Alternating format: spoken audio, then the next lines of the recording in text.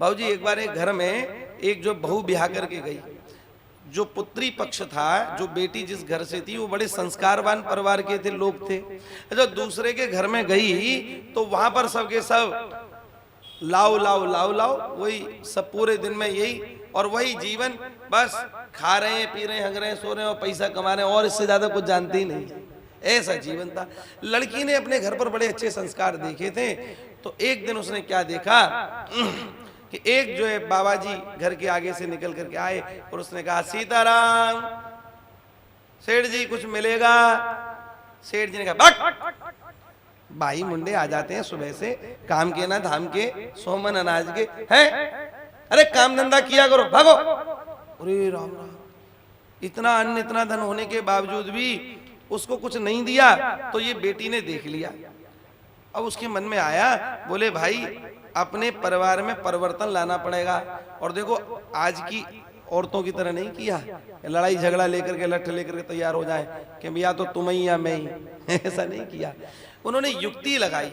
युक्ति, और युक्ति कौन लगा सकता है? जो संस्कारवान होता है। क्या युक्ति लगाई? ध्यान से सुने आप लोग। एक बार पुनः एक संत और निकल करके उस घर के आगे से निकले तो उन्होंने भी ऐसे कहा, बाबा 2 रोटी मिलेंगी क्या? तो पुत्री वहीं खड़ी थी, ये जो पुत्र वधू। तो इसने कहा, बाबा जाओ जाओ आगे देखना, हमारे यहाँ तो बासी रोटी बनती है, आगे खाना कहीं। अब वो बेचारा बाबा जी तो चला गया, पर वो ससुर, अच्छा वो बोली भी इतनी तेज कि ससुर जी के कान में आवाज पहुंच जाए। ससुर जी ने बुलाया, बहू हमारे यहाँ तो नित्य प्रति बढ़िया अन्न की और बढ़िया ताजी रोटी मिलती है, और तूने फिर ऐसा बाबा जी से क्यों कहा कि हमारे यहाँ तो बासी बनती हैं? वो तो प्रतीक्षा कर रही थी इस घड़ी की। वो अपने पिताजी के निकट बैठ करके कहा, पिताजी बात ऐसी है, आपको जो अन्न इस समय भगवान ने दे रखा है ये आपकी पुरानी ही कमाई है। आपने पुराने कोई अच्छे कर्म किए थे तो इसलिए वो जो है उस समय किए तो उसका अब आपको मिल रहा है, तो अब आप खा रहे हो। तात्पर्य ये कि जो आप आज खा रहे हो वो पुरानी कमाई का है, मतलब बासी है। आजकल तुम कुछ करते नहीं हो तो ताजी आए कहां से? बात समझ में आई? ताजी आए कहां से? तात्पर्य यही कि आप कुछ अच्छा करोगे तो ताजी होगा, ये तो बासी है। समझ में आई? हाँ बहू तो बात तो सही कह रही है, तो क्या करना चाहिए हमको? अरे पिताजी कुछ अच्छा करो, अन्न का दान किया करो, ये दान काम आएगा। ठीक है, अब की बात सेठ जी ठहरे, मतलब आई तो ललक थोड़ी दान की, पर महाराज जी थोड़ी सी रास्ता यूं ना पकड़ के यू वाला पकड़ लिया। क्या रास्ता पकड़ा सेठ जी ने? सेठ जी ने कहा अपने मुनीम जी भाई कितने बोरी हमारे यहाँ पर बिकता है अन्न? बोले सेठ जी 500 बोरी रोज बिकता है। अच्छा, तो भाई वो छीजनकारी और जो सड़ा हुआ अन्न, गला हुआ अन्न जिसको भरते हो वो कहाँ जाता है? सेठ जी वो तो ऐसे पड़ा रहता। अरे पड़ा मत रहने दो, उसको बांट दिया कर।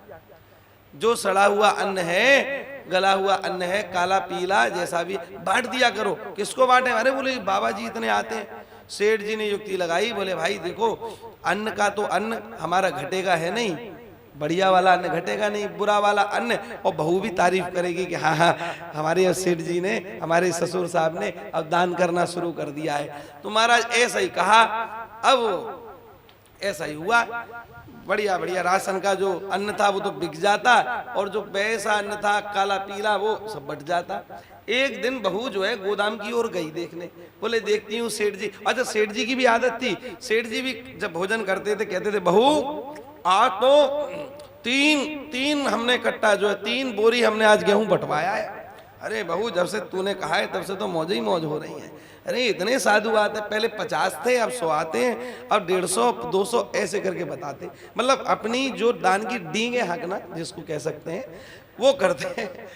महाराज जी बहू ने कहा, बोले चलो देखते हैं भाई इन्होंने इतना बढ़िया काम किया, चल जा करके उसने देखा।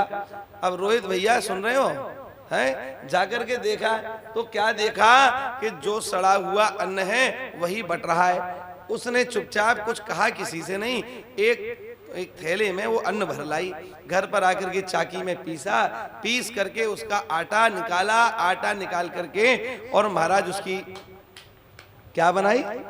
हाँ सबको पता है, हाँ रोटी बनाई। अब महाराज रोटी बना करके मोटी बढ़िया मोटी काली काली रोटी और ले करके ससुर जी की थाली में उसने परोसी। ससुर जी भी देख रहे, अरे आज बहू ने कोई नया व्यंजन बनाया है बढ़िया भाई।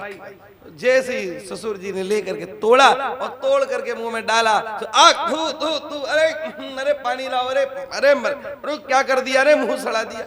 महाराज अब ले करके कुल्ला उल्ला करे और करते हुए एकदम गुस्से से, बहू अरे ये तूने क्या खिलाया, सड़े हुए अन्न की रोटी हमको खिलाई। तो बहू ने हाथ जोड़ दिया, पिताजी क्षमा करना, थोड़ी आदत डलवा रही हूँ।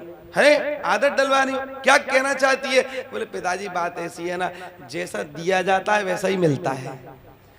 तो तुम सड़ा हुआ अन्न बंटवा रहे हो, अगले जन्म में यही रोटी तुमको खानी पड़ेगी, तो उस समय आप सड़ी रोटी को खाओगे तो कष्ट ज्यादा होगा, इसलिए आदत डलवा रही हूँ।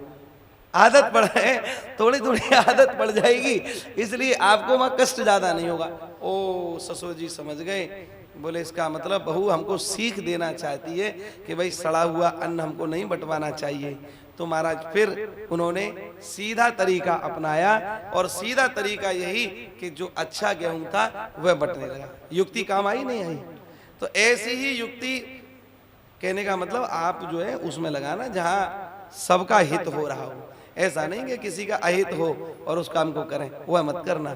देखो भैया एक लाइन में, पत्नी वह है जो पति को पतन से बचाए, और पति वह है जो पत्नी को परमात्मा में लगाए। एक लाइन में दोनों का कर्तव्य है।